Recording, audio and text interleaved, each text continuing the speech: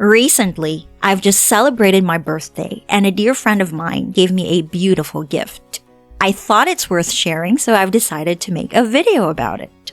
This is a flowering tea or a blooming tea set. It comes in a pretty box, and inside you'll find a glass teapot which is very delicate and 6 assorted blossoms. They claim that these blossoms are made of pure ingredients without any added flavorings and that they're organic and hand-sewn. I hope they're telling the truth.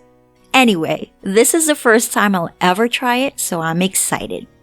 How many servings of tea can the glass teapot hold? A little less than 1 3/4 cups. On the box, you'll find the types of tea and descriptions about them. Also, you'll find the instructions for steeping on it. I wish they had put labels on the tea bags because it was hard to distinguish which was which. Anyway, let's get brewing. It is said that flowering tea or blooming tea in its 3-dimensional shape, which is considered a showier style, was developed in China in 1980s. The leaves are processed into teas, green, black, white, or oolong, then dried at a certain temperature.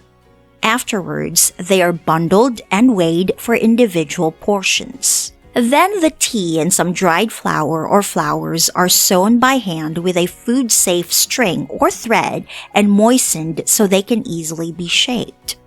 Next, they're wrapped in cloth, which helps them hold their shape better, and then re-dried at a certain temperature while wrapped in cloth. This is probably the most beautiful tea I've ever seen. How does it taste? The one I brewed was the Sunset Oolong. I could definitely taste the oolong tea with some peach flavors. Very subtle though. We enjoyed drinking the tea. I just wish the teapot was not so delicate to handle and that the tea bags were labeled. Other than that, I would certainly recommend it, especially to tea lovers. If you want an elevated tea experience or you just want to treat your guests to exquisite cups of tea, I think you should give it a try. I like that you can re-steep the flowering tea 2 more times, so you can definitely enjoy it by yourself or with your friends for hours. I might just store this bloom in the fridge since it's too late for me to have much caffeine. I'd highly recommend you don't let it steep longer than 10 minutes so you wouldn't have bitter tea. Just follow the recommended steeping time.